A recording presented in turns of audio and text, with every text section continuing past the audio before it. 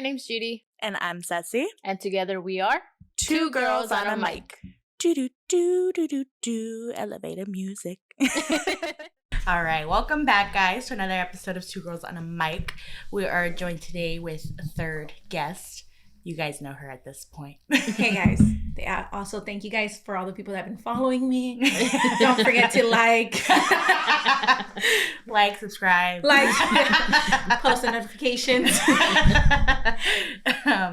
Today we're going to be talking about just kind of like some pressures that we may or may not be feeling in life. It's going to be not a dark episode, but like a more real one, like realistic. Yeah. So, but before we get into that, let's take a light note with what we're thankful for. I'm kind of going through this kind of fast. We missed the whole week. So, so how's your guys' week's been? My week has been a little stressful, just at work. Other than that, I think it's been fine. I've been trying to take everything day by day. That's good. Like, I'm not gonna I'm not gonna put a lot of stuff on my plate. Like day by day, maybe hour by hour at some times. But it's just trying to make goals every day that I'm trying to accomplish, that I know that I can, that it's in my control to do. So focus on things you can control. Yeah. Wow, so you took the words out of my mouth. You guys are just so good with words. We try. For me, the week was actually pretty chill at work, surprisingly.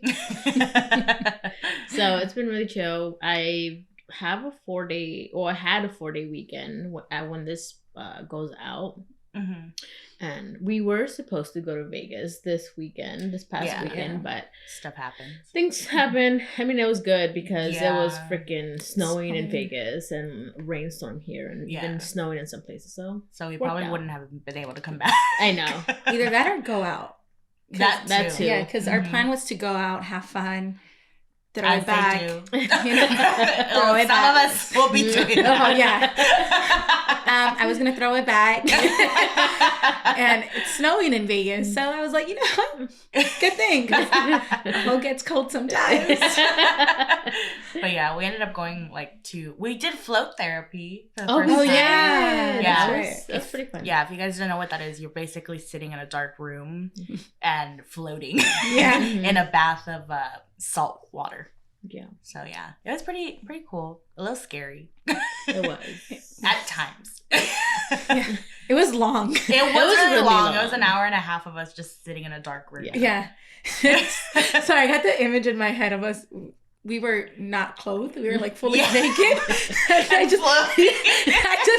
was like, wow, my titties are really just out. A thought came into my head. I was like, what if I don't hear the music and the guy opens the door? I thought of that too. And he's just gonna see me nipples out. And I'm like, sorry.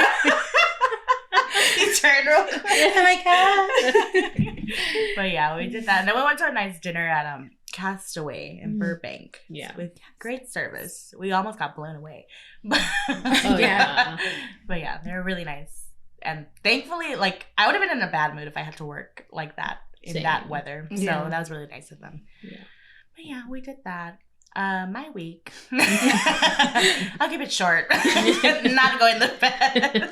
I've been having a lot of dreams. So if you're one of those people that I don't know what the word is, but if you study dreams and what they mean. Dream interpretation? Sure. Okay. Hit my DMs. But yeah, just kind of trying to do what Faby's doing, but not succeeding. But yeah, anyways, on to Thankful Thursday. I'll start. I'm very thankful for Matt right now. He's been very patient with me, even though I know if the roles would reverse, I wouldn't be as patient. But I mean, I've been having a lot of anxiety and a lot of issues coming up in my head, and he's just been very okay. He's been taking it day by day. Yeah. He's like, well, what is she gonna bring home now? I am gonna say I'm thankful for myself because I'm going through like my like wellness, trying to be more health conscious journey, and I tend to be very hard on myself. Like I don't talk the nicest to me, because I tend to make a lot of excuses, and like I have like this whole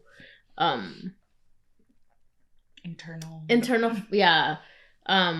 So I've been a lot more nice to myself and understanding like, hey, you might not be able to go to the gym today, but at least you made a home cooked meal and you're doing other things to get to being in a better like wellness journey. Yeah. So just being patient with myself. That's good.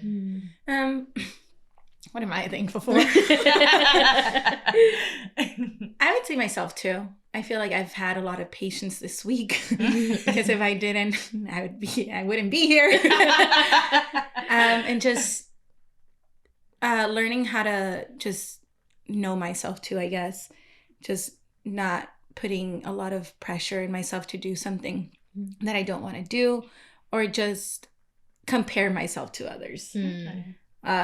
I think it's just mostly that I'm just thankful that I have a great set of friends that are able to hear me out, and that I don't have that like negative like energy around me anymore, and it's all positive. So just grateful for myself, I guess. I did that. I'm like, I did this. But it's kind of like you made a segue unknowingly, I think. You said something about like pressures. Yeah. And that's what this episode's going to be about. Because I feel like all three of us are in a similar stage in life, but we're all going through our own things because we obviously each have our own lives. We do. Yeah. Like, what? This is my first time hearing about this. But yeah. So we're going to be talking about, I mean, something that collectively I feel all women at one point here is like, when are you going to have kids? Marriage. Yeah. Like, when are you going to like bring someone home? Bring the one home as if you wouldn't even know. Yeah. So I'm trying to figure it out too. And having another kid. Having a second child. Yeah. Which, I mean, we all, it's funny because we all say like, oh, we feel the pressure of it, but we all do it to each other. Yeah. But there's a difference between like taking it seriously and not. Like if we were jumping down each other's throats, like, I'm like, Judy, you need where's the second child? kid? Yeah. It's like, time is ticking. But yeah, I mean, we could start wherever. Do you want to talk about like feeling the pressure of having to bring someone home? Yeah. Because that's before kids. So as a single person in the group, I think society and I think family and I think a Mexican household, you always have that pressure of like making sure you're bringing in someone, like a future husband or wife or whatever. And it's tough because it's like, I'm trying to figure out my whole life first. I'm trying to figure out who I am. And then I know that eventually the universe, God, is going to bring that person into my life without like me stressing about it. But having like my mom, my brother, my aunts, my uncles or cousins and all that stuff that already have a marriage and kids and all that stuff pressured me into having a husband. I'm like, what about me? I was like, guys, I have feelings too. Yeah. I was like, I don't need that right now. And I think having that pressure of like my mom telling me, you know, you need to like hurry up because I want to see my grandkids from you. I'm just like, I'm like, it's like you're guilting me into just being with somebody just to be with them. Yeah. And then it's, I guess for my case, it's like, I'm the only girl in my family and I'm the youngest. So she already saw my brother's kids. Like they're with us 24/7. I was like, but I think she wants to see the child coming from me. Like I'm her only daughter. Yeah. And she wants to see a grandchild coming from me. Again, knock on wood. Like, but yeah. I was like, I'm trying, Mom. I'm like, he doesn't like me. I'm trying. But yeah, I think it's just it's a huge pressure because then I think every year that goes by, I'm like, damn, like this is the year I'm going to find him. This is the year. And I think past years, I've always had that pressure of like, I want to find someone this year. But like these past 2 years, I'm like, I don't need it. I was like, I'm happy who I am. Mm-hmm. I make my own money. I'm independent. Mm-hmm. I go on trips. I go have fun. I don't need that added. I'm not saying that men are stressful. They are. I was like, but it's a whole other person. You have to worry about their feelings, about like all that stuff. Yeah. Mm-hmm. And I think it's good. Obviously, this is all like opinions, but I think it's good that more men and women are taking the time being like, look, I understand that in your old culture, yes, you bring somebody home, you have kids with them, the kids grow up, they have their, like, it's like a cycle. Mm-hmm. And I feel like back then they didn't really take into consideration what they wanted rather than like what the cycle was. Mm-hmm. And so now with more people doing that, and some people are, I've seen people that are, there's a word for it, not saying that this is what you are, but asexual people, they don't need anybody. Like they're happy and content with going their whole life without having like a significant other. Yeah. And I feel like that should be more normalized because some people just, they prefer that. Yeah, they don't need it. So why would you want to like bring somebody into the picture and like just be in an unhappy relationship, right? And I think that just goes with like especially with our culture, Mexican cultures, a lot of our parents or people we know would get married at 15, 16 and they would find the one even though they were unhappy and realistically they couldn't let go of that relationship because one, they're probably dependent on the husband because most of the time they were stay-at-home moms, they were making their own money, so it was a lot harder for them to walk away. So when I hear those arguments of, well, their marriage lasted X amount of years, like, well, yeah, but he was happy though. Yeah, was she happy? I'm sure that they were probably cheating and whatnot, and because the woman couldn't walk away because they didn't have how or where or the means to, it makes it seem like, oh, you know, marriage used to last a lot longer back then. But it's like, it's just, we're growing as a society because like, imagine if things wouldn't have changed, we'd be getting married off at like freaking 11. True. We wouldn't even have a choice of who our partner was. Yeah. Like I want to go out like as a single girly, but if you're calling if you have a 6-figure job. I want to explore the world. Yeah. And I think at times if you're married or you have kids, it's harder. Yeah. And like you want to wait until you find a person who like would want to do that stuff with you. Because I think, again, it's not like husbands or wives like push you down or like kids, but it's like you have to take in consideration all those feelings. And like, I would love to build a memory with a kid, like with my child. But right now I'm trying to build memories on my own that stuff that my mom didn't have, I want to do. Yeah. Like I want to visit Greece. I want to go to Nashville, which I'm going next month. Catch her there. Yeah. Catch her, Cowboys. Like I want to do all this stuff that makes me happy. And like before I'm able to like get not tied down, but like settle down. Yeah. And like, but it's important too, because like I've seen cases where the mom just has the kid to have the kid, and then she kind of takes it out on the kid that she had them too early, and that she wasn't able to do all that she wanted to do. It's like, you ruined my life. You have resentment towards the kid. And that's not cool either, because like, yes, there's a kid in the family, but they're going through like all this traumatic like stress from the parent, which isn't fair. You brought that kid in. Yeah. You deal with the consequences. The kid didn't do it. For most situations, there's obviously other. Yeah. I think that's a big thing that people don't understand, where whether the person you're into having a kid or having another kid, are you financially supporting them? Or like, what are you bringing to the table that you want to pressure somebody to have another kid? Yeah. Like, I never understood this, where people have these opinions of like, hey, have another kid, but they don't know their financial situation. They don't know the living arrangement. They don't know like how the marriage is, like for all, or even maybe they are trying to have a kid and they're having issues. Yeah. So it's like, I find that very insensitive of people to give their opinion on, hey, have a kid, but they don't know the other facts. And also, I think you've talked about this too, like, when you are like pregnant or you're trying or whatever, and people are like, oh, have a kid so we can come see them, come visit them. chances are they're don't. not gonna come around. Yeah. And then they blame you like, oh, why don't you bring the baby around? It's like, well, it's not my responsibility to bring the baby around. Yeah. You should be making the effort to come see. I mean, you guys know where I live. You guys know my address. You guys can call. You guys can FaceTime. But if you guys don't, then it's like, that's not my responsibility. Yeah, exactly. So that kind of shows me who really wants to be in my son's life. And like I said, I'll never say no to family coming over on this. Obviously, we have plans. But if they make... this year's not good. But if they make arrangements like, hey, we want to come see the baby, I'm more than fine with you. Want to take the kid? Yeah. Hey, here you go. I packed his bag. His whole room's packed pretty much. Take him for a week.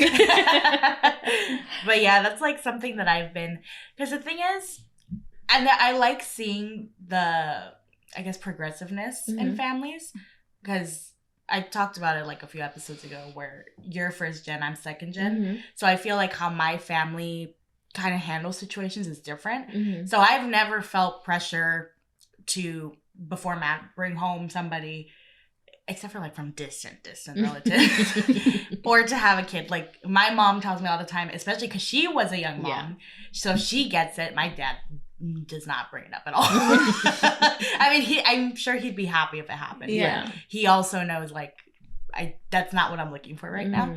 My grandparents, nobody brings it up. It's only on Matt's side, which I also understand because Matt and I do have an age gap in our relationship.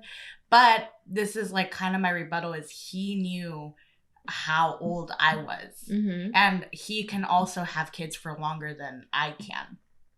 If everything is like according to plan, because males could like have kids up until they're freaking 90. Yeah. But his family, almost right away from when we started dating, like, when are the grandkids gonna start coming? When are the grandkids? And because there's only 2 other ones.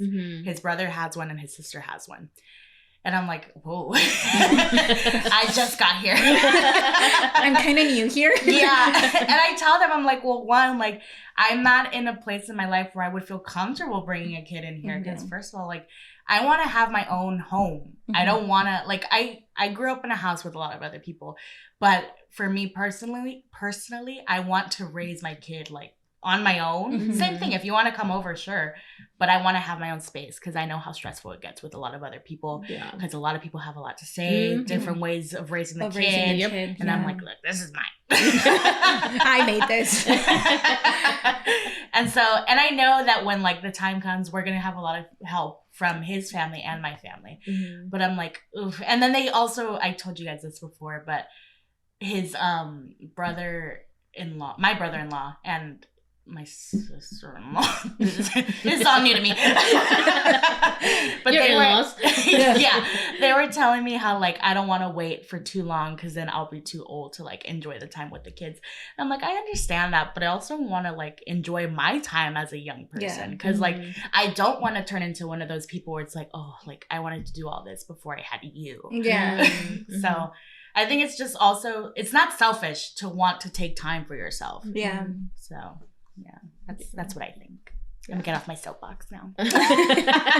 From somebody who did wait, because Derek and I got together super young. We were 16.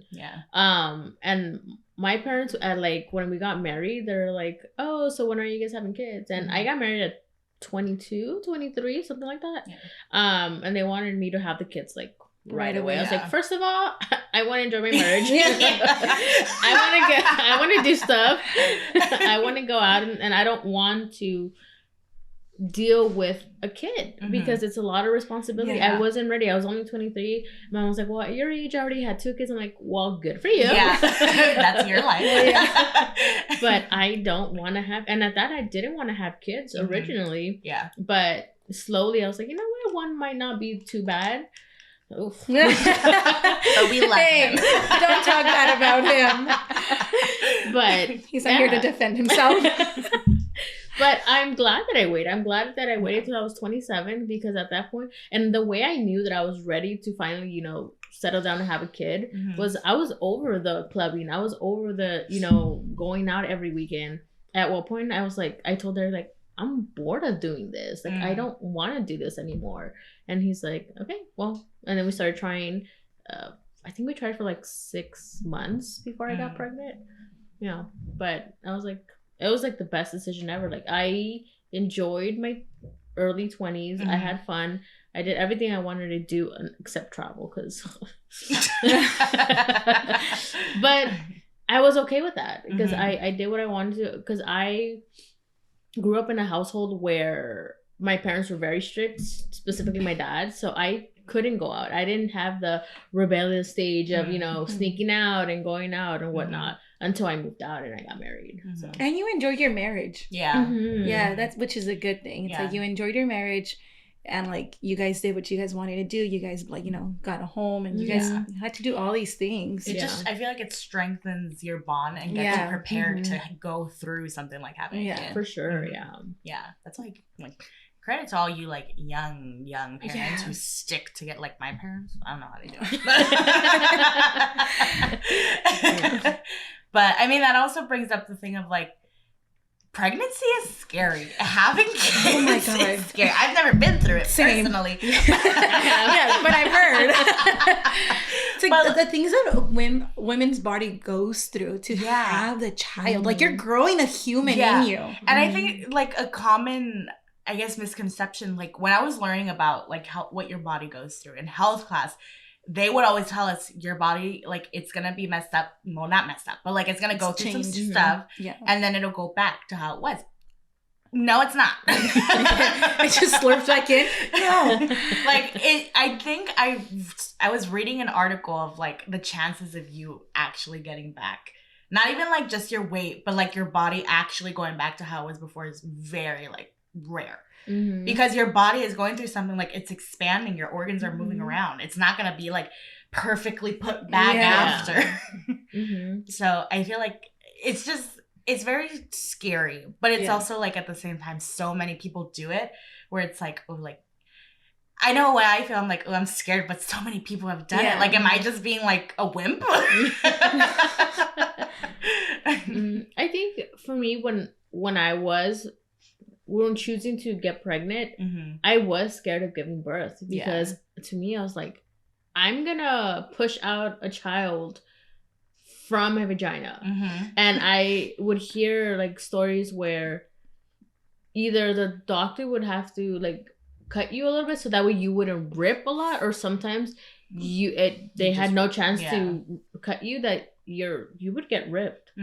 Luckily, I didn't have vaginal delivery, but it's still scary to think of, you know, the epidural. I hate needles. I was not looking forward to it. I got it because when you're there, you're like, drug me up.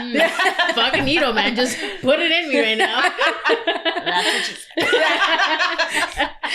But even before that, like, I didn't know like all these things that happen to you when you're pregnant. Like all these little things that women go through that nobody talks about. I was like, what the fuck? So that's why I'm like, I like to tell you guys this, because pregnancy is always viewed as like, oh, this beautiful thing, you're growing a child. Like, yes, it's beautiful, but women go through a whole lot of fucking changes, and like even hormonal changes.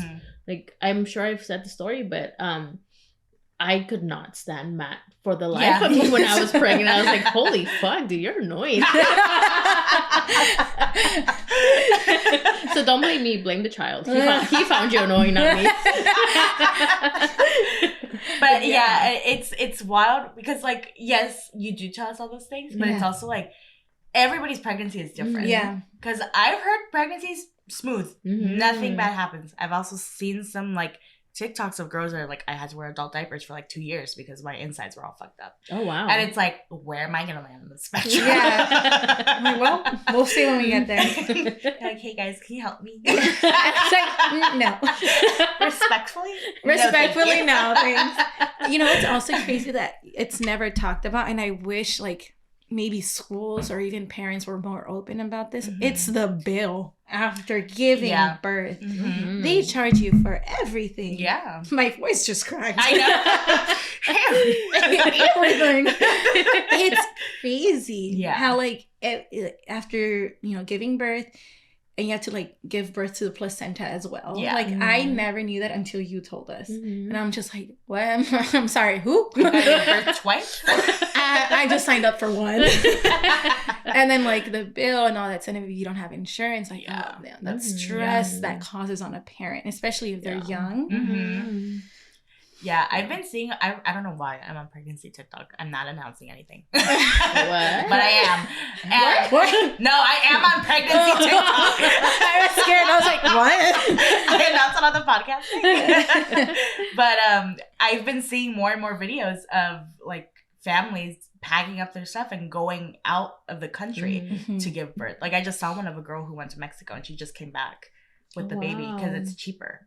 Damn. And it's like that's sad that you have to leave your home, which is where you're most comfortable in, because you can't afford to have the kid here. And it's like, this is the American dream, right?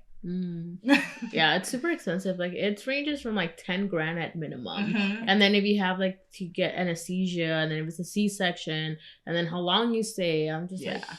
That's why Faby and I, when we were in the car the other day, when we were having 5 different conversations in the car, one of them was like considering an at-home birth. Because I've always thought of that. I'm like, I feel like that would make me feel more comfortable, and like having a midwife that like has been with me throughout the whole thing. Because like a doctor, you see them for all your appointments, but I feel like a midwife, I would feel more connected to them. Yeah. Because they'd be coming into my space and like, this is what's going on. Yeah. So it's like definitely something that you should consider. And I think it's a little more cheaper than like going to the hospital. Probably. So there's options. Because I would always, if, you know, God blesses me with, you know, having a partner and then having, you know, a child, I would definitely consider at home. Yeah. A water birth. Water birth. Yeah. Because I was like, I don't know how I feel about the hospital, and then hearing stories about like kids being switched out and all that stuff. At one point I was seeing stuff like, oh, mark your kid. Mark your kid. Yeah. And look, I'm all about conspiracy theories. I love that stuff. I was like, in my head, I'm like, oh, fuck, it's gonna happen to me. With my luck, they're gonna switch my kid. But it's also like they could get sick too. Yeah. Because like the hospitals have like. Everybody's always like, yeah, hospitals are clean. They're the most dirtiest place for you to be because of all the sick people. Yeah. And it's like, I wonder, and I'm sure there is, I just haven't looked into it. Like, would that affect their chances of like getting sick right away if you do it at home where there's not 10,000 sick people? And also, this is our opinion. Yeah. We're not doctors. This is our life. So, like, if we gave home at birth, you guys will see a video. Oh my God. Vlog. Hey, what's up, you guys? It's sponsored. Sponsored by BetterHelp. And our commercials are Kanjik. Doofy.